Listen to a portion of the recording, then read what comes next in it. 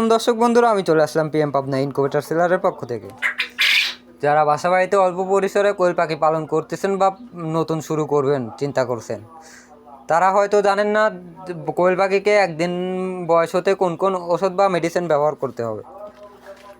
তাদের জন্য আমি এই ভিডিওটা নিয়ে চলে আসলাম।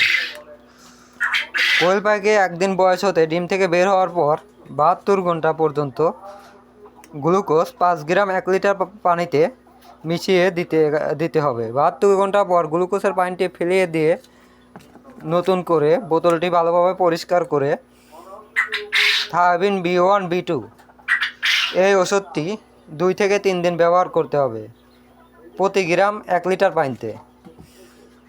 তারপরে চলে আসলাম জিজভেট জিঙ্ক। এই জিঙ্কটি কোয়েল পাখিকে 15 দিন বয়স হতে ব্যবহার করতে হবে।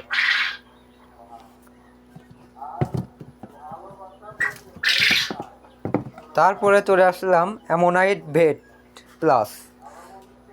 এটি কোয়েল পাখিকে 15 দিন বয়সের পর থেকে ব্যবহার করা যেতে পারে। এটি কোয়েল পাখির স্বাস্থ্য ঠিক রাখে এবং খাওয়ার প্রতি রুচি বৃদ্ধি করে।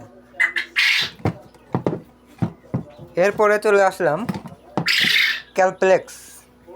ক্যালপ্লেক্স কোয়েল পাখির 20 দিন বা 25 দিন বয়স থেকে ব্যবহার করতে হবে। ক্যালপ্লেক্সের সাথে সাথে ইসেলও ব্যবহার করতে হবে। কোয়েল পাখির ডিম এর খোসা নরম বা একদম পাতলা হয়ে থাকে। ওই ভিটামিন এর ঘাটতি পূরণ করার জন্য ক্যালপ্লেক্স ও ইসেল ব্যবহার করতে হবে 25 দিন বয়সের পর থেকে।